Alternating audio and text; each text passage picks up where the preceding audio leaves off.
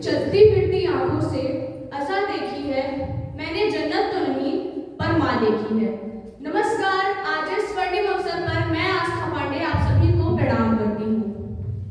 माँ, इस शब्द को सुनने के बाद हमारा मन और हमारी इंद्रियां जैसे थम सी जाती है ना। एक अलग ही मीठा एहसास नहीं होता इस शब्द को सुन के। माँ वो केवल एक जीवित व्यक्ति नहीं होती, वो व्यक्तित्व है सदियों पुरानी कहानियों की। वो एहसास है न जाने कितनी रुमानियों की। माँ परिभाषा है, स्मृति है, पहचान है कितनी ही अविस्मरणीय निशानियों की। पता है, जब एक औरत माँ बनती है ना, तो उसके जीवन में एकमात्र वही भूमिका बचती है। तब अपमान हो या सम्मान, सब कुछ एक माँ सहती है। जब वो माँ बनी तो सबने उसे एक अच्छी माँ बनने की नसीहत दी, पर किसी ने उसे ये नहीं बताया कि ममता में अक्सर मैं खो जाता है। बनते बनते ना माएँ बच्चों का घर बन जाती हैं।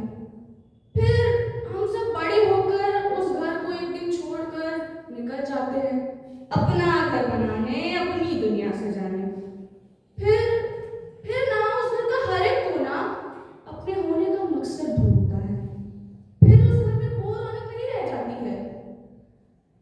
मेरी माँ सब कुछ ढूंढ लेती है, किताबें, रुमाल, बिखरी हुई चाबियां, खोई हुई बारियां, सब कुछ।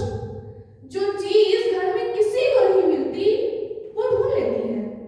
बस खुद को ही नहीं ढूंढ पा रही है कि किसी रोज मिल जाए, वो भी खुद को खुद ही के घर के किसी कोने में, और फिर कहे खुद से, देखो अब मिल गई हो, अब खोना है। सदियां बदली, सभ्यताएं बदली, लोगों के अंदाज बदले, उनका व्यापार बदला, बातों के एहसास बदले, पर वो स्थिर रही उन्हीं जिम्मेदारियों में, अपने माथे पर चिंता की कुछ लकीरें लिए। मेरी माँ को तस्वीर के लिए मुस्कुराना नहीं आता। जब भी मैं कैमरा खोलती हूँ वो झेपने लगती है, शर्माती है। 8वीं कक्षा की लड़की सी 2-3 बार पल्लू ठीक करती है। मैंने देखी है माँ की बचपन की तस्वीरें, लगता है जैसे मेरी ही हो। और इस तरह मेरे पास मेरे बचपन की 2-2 तस्वीरें हैं और माँ के पास एक भी नहीं। मुझे याद है हम पूर्णिमा के मेले में गए थे। वहां पर ऊंचे झोलों, बर्फ के गोलों के अलावा एक कैमरामैन भी था। तो हम सब कतार में खड़े हुए खिंचवाने वो मेले वाली तस्वीर जो हमें कभी नहीं मिल पाई। उसमें शायद वो मुस्कुराई थी, शायद नहीं, पता नहीं। फिर मैंने एक दिन खींच ली माँ की एक तस्वीर। अपने होंठ भींच लिए थे उसने, मुस्कुराई थी, हाँ, पर कैमरे की तरफ नहीं देख रही थी। वो तस्वीर मेरे कमरे की दीवार पर है। जब भी आत्मविश्वास से थकने लगते हैं कंधे मेरे, देख लेती हूँ उसे। उसमें एक 8वीं कक्षा की लड़की मुझसे कहती है, कभी कभी हो सकती हो तुम भी असहज, कभी कभी हार सकती हो, कभी कभी सब कुछ कर सकने वाले भी कुछ कुछ नहीं कर पाते। जैसे मेरी माँ, जिन्हें हमारे परमाणु जितना बड़ा घर तो संभालना आता है, पर एक छोटी तस्वीर के लिए मुस्कुराना बिल्कुल नहीं आता। माँ, तू भरते भरते मुझको खुद को खाली कर लेती है क्या? तू लिखते लिखते मेरी किस्मत, अपने कागजात जाली कर लेती है क्या?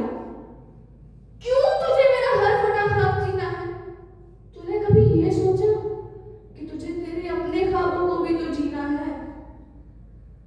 जो गुल्लक है खुशियों का, समेटे रहती है न जाने कितना प्रेम।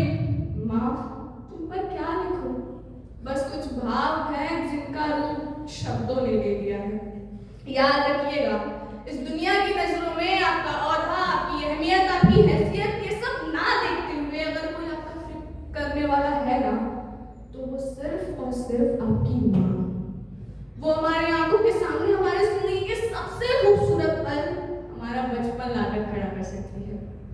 धन्यवाद आपके इस अनमोल समय के लिए, जो आजकल शायद आपकी माँ को नहीं मिल पाता।